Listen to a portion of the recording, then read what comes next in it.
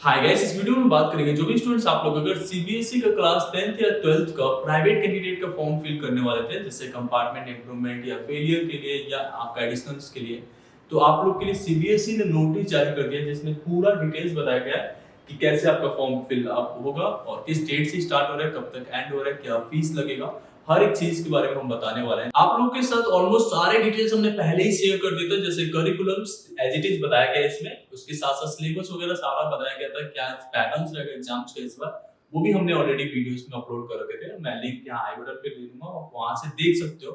जो करिकुलम है वो भी आप डाउनलोड करके चेक भी कर सकते हो।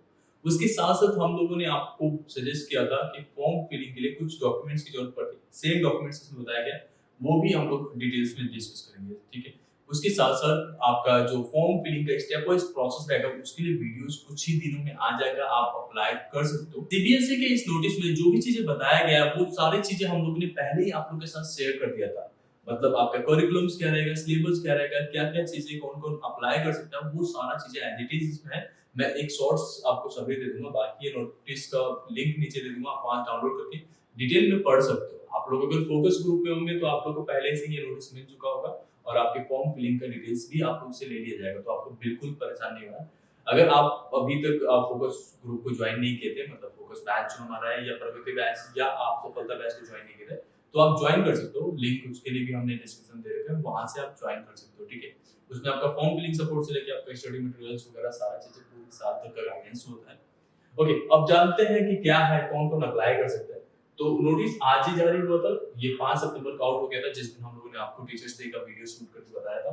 ठीक है, उसमें काफी लोगों ने ज्वाइन भी किया था। सीबीएसई का ये जो फॉर्म है, वो कुछ कैटेगरीज के स्टूडेंट्स के लिए होता है, मतलब जो स्टूडेंट्स का एसेंशियल रिपीट लग गया था 2023 के बोर्ड एग्जाम्स में, तो आप अप्लाई कर सकते हो। अगर आपका 2023 वाले बोर्ड एग्जाम्स में कंपार्टमेंट लग गया था, तो भी आप अप्लाई कर सकते हो, मतलब फर्स्ट चांस ऑफ कंपार्टमेंट दे दिया, सेकंड चांस के लिए। इनके साथ 2022 के बैच के स्टूडेंट हो, मतलब पिछले साल के, तो अगर आपके बोर्ड एग्जाम में कंपार्टमेंट आया था और 2 चांस ऑफ कंपार्टमेंट में आपने क्लियर नहीं कर पाए थे, तो आपका लास्ट चांस ऑफ कंपार्टमेंट का फॉर्म रहेगा ये, आप अप्लाई कर सकते हो और इससे क्लियर नहीं कर पाओगे तो आपको एसेंशियल रिपीट में जाना पड़ता है। उसके साथ-साथ आपको जो है, अगर फेल हुए थे 2018, 19, 20, 21 या 22 में, मतलब पिछले 5-6 सालों में, तो आप जो है इसमें अप्लाई कर सकते हो फिर से, अगर अभी तक आपका क्लियर नहीं हुआ है तो। इम्प्रूवमेंट ऑफ परफॉर्मेंस, मतलब अगर आप इम्प्रूव करना चाहते हो अपने मार्क्स को, अगर एक बार आपने इम्प्रूवमेंट दे दिया है 17 जुलाई वाला, फिर भी आप इम्प्रूवमेंट एग्जाम्स के लिए अप्लाई करना चाहते हो, तो आप यहाँ से अप्लाई कर सकते हो। ये 2023 के स्टूडेंट्स के लिए होता है, जो स्टूडेंट्स एक से अधिक सब्जेक्ट में इम्प्रूवमेंट के लिए अप्लाई करना चाहते हो। मतलब काफी स्टूडेंट्स आप में से होते हैं जो जेईई के लिए जाना चाहते हैं, या आपके 60% के आसपास रह गया, बट जो नॉर्मल कंपनियां आती है, किसी भी कॉलेज में रहो तो वो 60 प्लस लेके आते हैं, जैसे टीसीएस हो गया, विप्रो हो गया या कैपजेमिनी हो गया। ये सारी कंपनियों का बेसिक जो एलिजिबिलिटी होता है, वो होता है 60% से ज्यादा होना चाहिए आपका इंटरमीडिएट में मार्क्स, ठीक है। तो आप अप्लाई कर सकते हो, क्लास 10th के लिए भी है, क्लास 12th के लिए भी है। उसके साथ साथ अगर आप पास आउट है और एडिशनल सब्जेक्ट में जाना चाहते हो, जैसे लैंग्वेज के लिए मैंने बताया था, या मैथ सब्जेक्ट्स के लिए जाना चाहते हो, तो आप एडिशनल में अप्लाई कर सकते हो। उसके साथ साथ कुछ स्टूडेंट्स के लिए और भी अवेलेबल फैसिलिटी होते हैं। अगर आप दिल्ली के हैं और गर्ल्स कैंडिडेट है, तो आपको जो है ह्यूमैनिटीज सब्जेक्ट्स लेने के लिए यहाँ पे ऑप्शन मिलता है एज अ पार्ट प्राइवेट करने के लिए, ठीक है।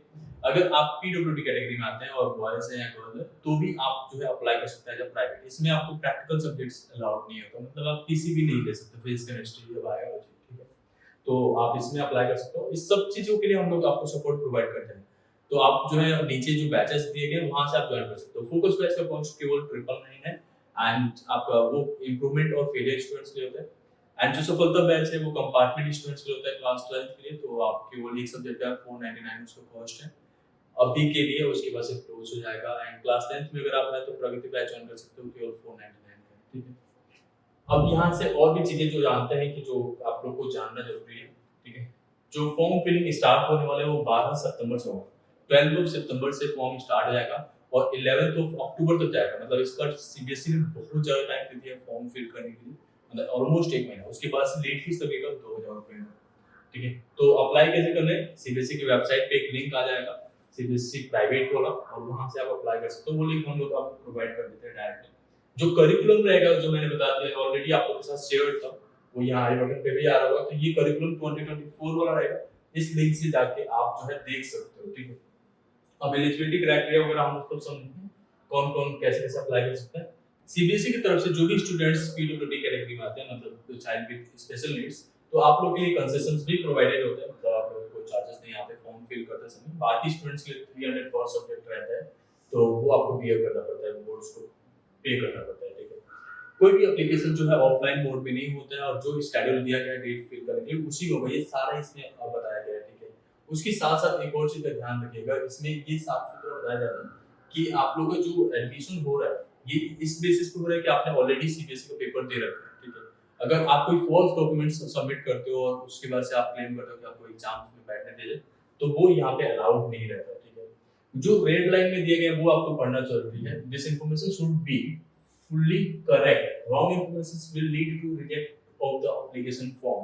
मतलब जो भी आप डिटेल्स दे रहे हो, अगर उसमें कोई भी चीज गलत आपने अप्लाई किया, खुद से कोई भी चीज बेसिक सी चीज भी अगर आपने गलत कर दी तो वो एप्लीकेशंस को रिजेक्ट कर देते हैं, मतलब आपने किसी और फोटो अपलोड कर दी। इट हैपेंस मेनी टाइम, ठीक है। तो उसके सॉल्यूशंस भी रहते हैं, वो हम लोग गाइड भी करते हैं, बट आपको जानबूझ के कोई भी गलती नहीं करनी।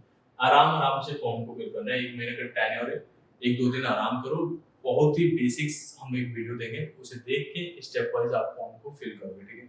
वैसे फॉर्म इतना मुश्किल नहीं रहता है इसका, ठीक है। एग्जाम सेंटर आप कहीं पे भी ले सकते हो, किसी भी सिटी में ले सकते हो, बट जो सिटी में आप लोगे वो एग्जाम सेंटर एक बार एलोकेट हो गया तो हो गया, उसके बाद आप चेंज नहीं कर सकते। तो जो भी सिटी ले रहे हो वो ध्यान से लेना है, ठीक है।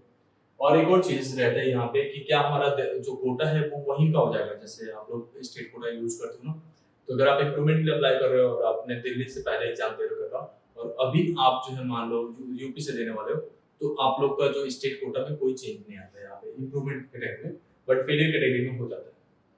बट फेलियर कैटेगरी में भी नहीं रहता, फर्स्ट अपेयरिंग को ही माना जाता है हमेशा, ठीक है। ओके, ये भी देखा जाता है कि कई बार स्टूडेंट जो है अपना फॉर्म तो फिल कर लेते लेकिन फीस पे नहीं करता, तो फीस पे नहीं करोगे तो आपका एग्जाम्स कैसे होंगे, ये तो नॉर्मल सी बात है। एक और केस रहता है, no excuse that cyber security has committed the mistakes.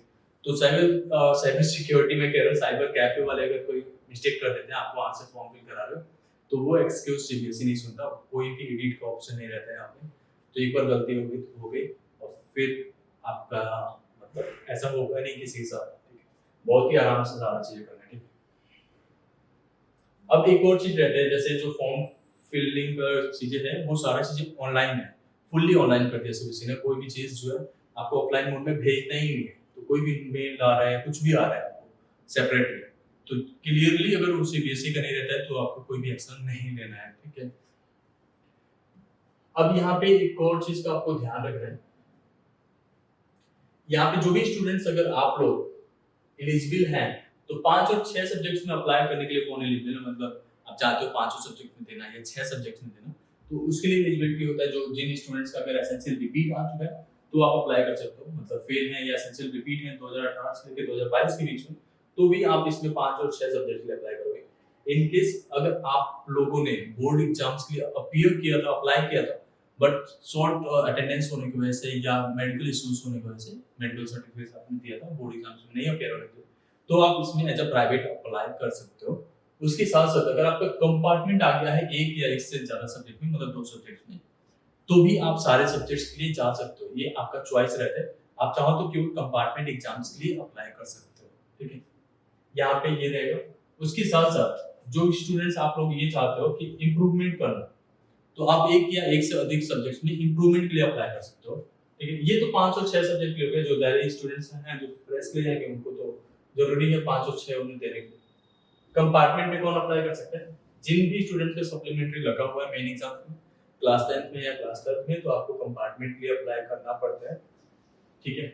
Improvement के लिए कौन अप्लाई करेगा, जो स्टूडेंट्स पास आउट हैं 2023 के, यहाँ पे साफ साफ लिखा गया कि वो 2023 के स्टूडेंट्स जो इम्प्रूवमेंट पास आउट है वही इम्प्रूवमेंट में अप्लाई कर सकते हैं। अगर आप 2022 के स्टूडेंट्स हो और मैथ में आपका कंपार्टमेंट है और 6 सब्जेक्ट था, आप ओवरऑल पास हो, तो आप मैथ्स के लिए अप्लाई कर सकते हो एज एन एडिशनल, ठीक है। यहाँ पे एडिशनल्स के लिए अप्लाई किया बताया गया 2022 और 23 के स्टूडेंट जो है वो अप्लाई कर सकते हैं एज एन एडिशनल। तो मान लो आपका कंपार्टमेंट नहीं था, आप पास आउट हैं 2022 में और मैथ्स में आपका जो है नंबर कम है, तो आप मैथ्स के लिए अप्लाई कर सकते हो, इंग्लिश के लिए अप्लाई कर सकते हो, या कोई नया सब्जेक्ट लेके भी कर सकते हैं। उसमें प्रैक्टिकल नहीं होना चाहिए, ठीक है। अब यहाँ पे कुछ बेसिक से चीजें जानने को है कि आप एक बार में कोई एक ही एप्लीकेशन अप्लाई कर सकते हो, मतलब आप अगर एक बार में इंप्रूवमेंट अप्लाई कर रहे हो तो एडिशनल अप्लाई नहीं कर सकते, एंड सिमिलर वे अगर एडिशनल अप्लाई कर रहे हो तो इंप्रूवमेंट अप्लाई नहीं कर सकते, ठीक है। Only those students who have been declared as pass, जो पास के तरीके डिक्लेयर कर चुके हैं, वही केवल इंप्रूवमेंट या एडिशनल्स के लिए अप्लाई करेंगे। जैसे होता है आपके पास 6 सब्जेक्ट हैं, एक में कंपार्टमेंट है, 5 में आप पास हो गए हो, तो कंपार्टमेंट में आप ट्राई करोगे तो नहीं खुलेगा वो एप्लीकेशन, क्योंकि आपके मार्कशीट पे पास डिक्लेयर कर दिया, तो आपको इंप्रूवमेंट में अप्लाई करना पड़ेगा। ये नॉर्मल सी चीज है, मतलब ये क्योंकि मैं बार-बार बताता हूँ, that's why I am telling you the normal सी चीजें। मुझे पता है आप लोग को चीजें समझने में थोड़ा डिफिकल्टी होती है, क्योंकि जब आप कॉल पे हमारे टीम के साथ जुड़ के एंड देन कई बार कोई पूछते हो, तो हमें समझ में आता है कि कितना मुझे बेसिक जाके आपको समझाना है। बट फिर भी अगर कोई क्वेरी रह जाता है तो आप कमेंट सेक्शन में पूछना। अगर अभी तक वीडियो को लाइक नहीं किया तो प्लीज डू लाइक, और अपने दोस्तों के साथ भी शेयर कर देना ये पूरा डिटेल्स, ठीक है। अब बात करते हैं आपके फी स्ट्रक्चर्स के बारे में। उससे पहले मैं बता दूं कि एक बार में एक एप्लीकेशन फिल होगा, सिलेबस जो मैंने ऑलरेडी आप लोगों के साथ शेयर कर दिया था। यहाँ पे मोस्ट ऑफ द टाइम आपका प्रैक्टिकल का जो मार्क्स होता है वो कैरी फॉरवर्ड हो जाता है, ठीक है। तो अगर आपका 2022 से पहले के स्टूडेंट्स हो तो माइट भी आप लोगों को प्रैक्टिकल एग्जाम दोबारा देना पड़ जाए, और क्योंकि लास्ट टाइम हुआ भी था। बट आप लोग 2023 में हो तो आपको प्रैक्टिकल एग्जाम नहीं देना पड़ेगा, same marks as it is forward है। उसके साथ साथ सब्जेक्ट चॉइस नहीं मिलता इसमें, सब्जेक्ट जो पहले से आपका था वही ऑटोमेटिकली आएगा। उसमें से आपको किस में इंप्रूवमेंट के लिए अप्लाई करना है या कौन सा कंपार्टमेंट है वो आप सेलेक्ट करके एंड देन आप अप्लाई करते हो।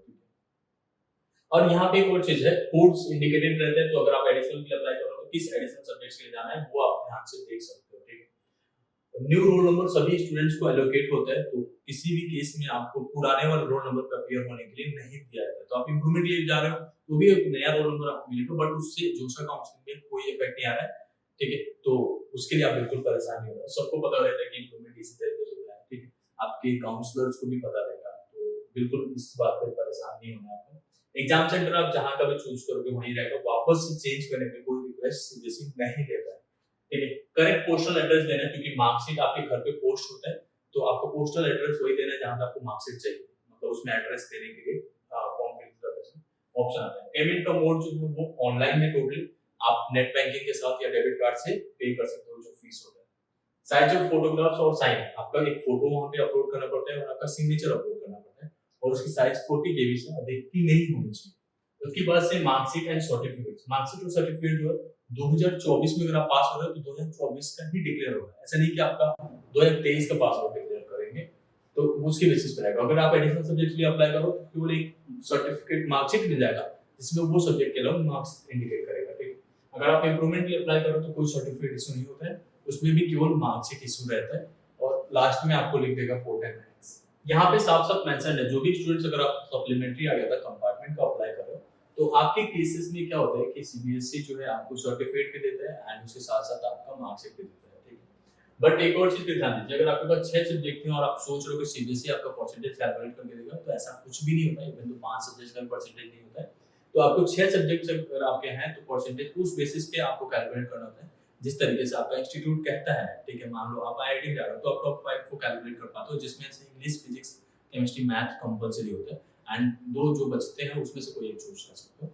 सिमिलर वे में कुछ कॉलेजेस होते हैं कहते हैं कि 6 का आप एवरेज बता दो मुझे कि 75 प्लस है या नहीं है, तो ये चीज रहता है, ठीक है।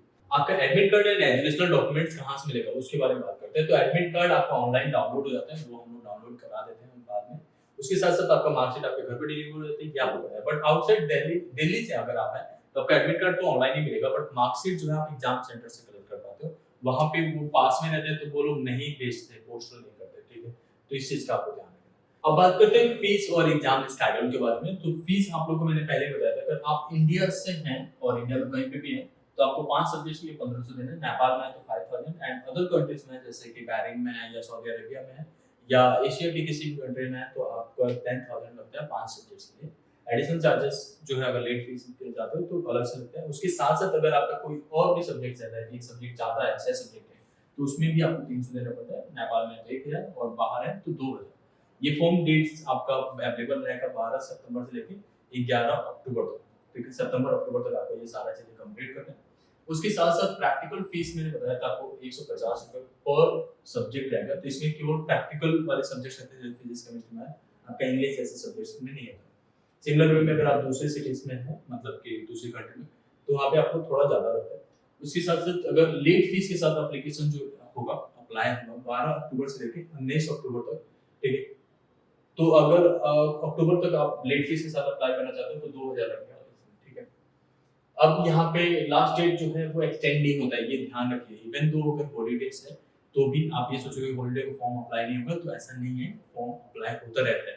ठीक है, तो आपको जो है टाइम रहते सारा प्रोसेस कंप्लीट करना है। इसके बाद से जो है कुछ सब्जेक्ट डिटेल दिए गए, सब्जेक्ट कोड दिए गए, तो वो आप चेकआउट कर सकते हो। ये लिंक सारे हम मैं डिस्क्रिप्शन में दे दूंगा, वहां से सारा चीज अवेलेबल है। इनकेस अगर कुछ रह गए हैं, कोई क्वेरीज आपके मन में आ रहा है, तो आप कमेंट सेक्शन में पूछ सकते हो, हमें ईमेल कर सकते हो। हम लोग हर जगह पे आपके साथ अवेलेबल है। उम्मीद है आपको ये वीडियो पसंद आया होगा। Thank you so much.